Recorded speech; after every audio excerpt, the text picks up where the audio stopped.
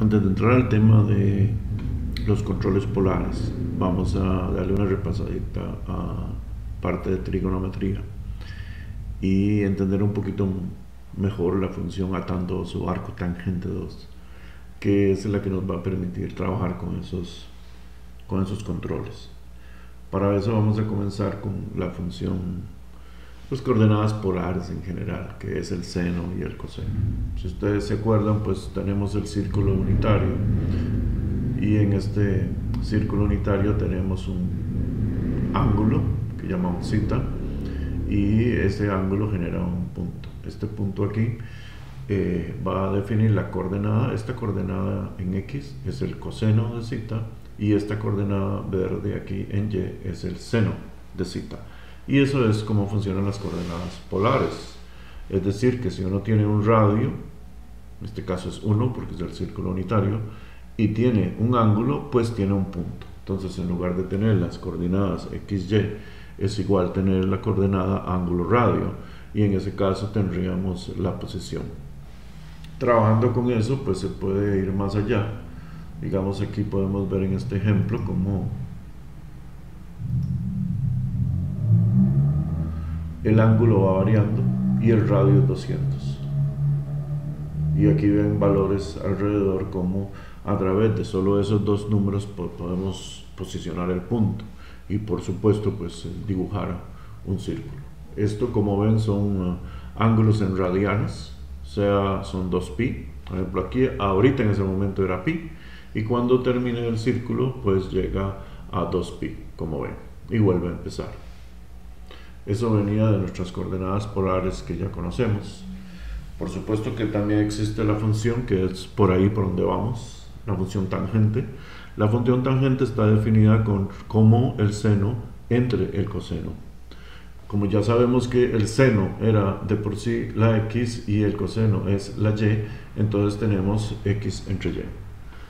El problema aquí es que como sabemos, ¿verdad? Como vemos aquí, la línea roja, si yo siguiera moviendo esto para acá, pues la línea roja se va a hacer más pequeña, más pequeña, más pequeña, hasta que se convierte en 0.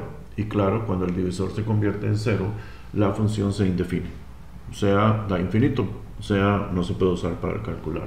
Lo mismo va a suceder si el punto coordenado sigue hacia acá, igual hacia acá se va haciendo más pequeño, como por ejemplo en este ejemplo acá, en el que este ángulo zeta, que es todo llega hasta aquí. Entonces aquí está el punto y esto se está haciendo más pequeño, o sea, el coseno se va haciendo más pequeño. Si me sigo devolviendo hacia pi medios, lo que va a suceder es que se indefine.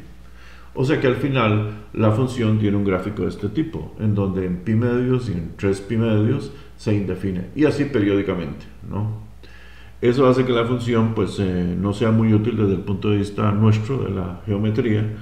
Pues nosotros ocuparíamos una función en el que pudiéramos usar esta, más que la tangente, la inversa de la tangente, o sea, la arcotangente. O sea que nosotros estaríamos contentos si tuviéramos una función a la cual se le entreguen x y y me diera cuál es el ángulo zeta. Esta función se diseñó y se implementó hace ya mucho tiempo, hace unas décadas, en los lenguajes de programación. De hecho, el primero fue en Fortran, y existe, y por supuesto pues se necesitan algunos detalles para que a la hora de indefinir pues se sepa cuál es el valor que vamos a poner. Aquí tenemos un videito de cómo funciona. Como ven, esta es la posición del mouse, y aquí ven el ángulo. O sea, dadas estas dos coordenadas de posición, la función atan devuelve el ángulo. En este caso está en grados, en degrees, y como ven aquí, pues aquí 60, y por supuesto aquí la línea entre esta y el 0, este ángulo que estamos dibujando aquí, pues aquí llega a 90, ¿no? Esa sería la idea. La idea es como tener una función en la que me diga cuál es el ángulo en que está el mouse, o en que está un punto en realidad, con respecto al origen del sistema coordenado. Para poder implementar esto en Processing necesitamos entender un poquillo cómo es que se ponen los ángulos en Processing. Aquí ven un poco esto, los que están en azules son los que se ponen en Processing. He puesto aquí en gris los degrees, o sea, los ángulos en grados, ¿verdad? Los acostumbrados, 45, 90, 135, 180, etc. Y los radians, aquí ven 0, pi cuartos, pi medios, 3 pi cuartos, pi. Sigue dando la vuelta hasta que llega a 2pi.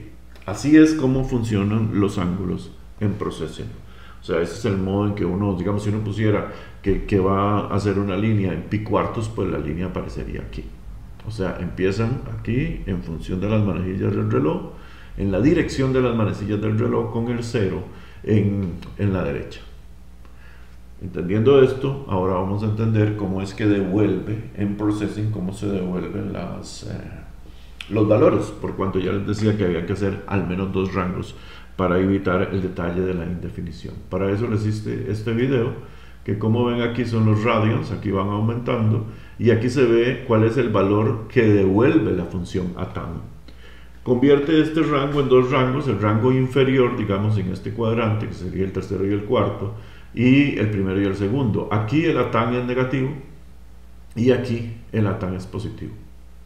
O sea que cuando nosotros queremos saber el ángulo y sabemos que el atan es negativo, sabemos que está entre el primero y el segundo cuadrante, y cuando sabemos que es positivo está entre el tercero y el cuarto cuadrante. Visto de otro modo, aquí estaría el resumen. ¿Ven? En azul tenemos cómo empiezan los radians en Processing, y en rojo tenemos que devuelve el atan 2.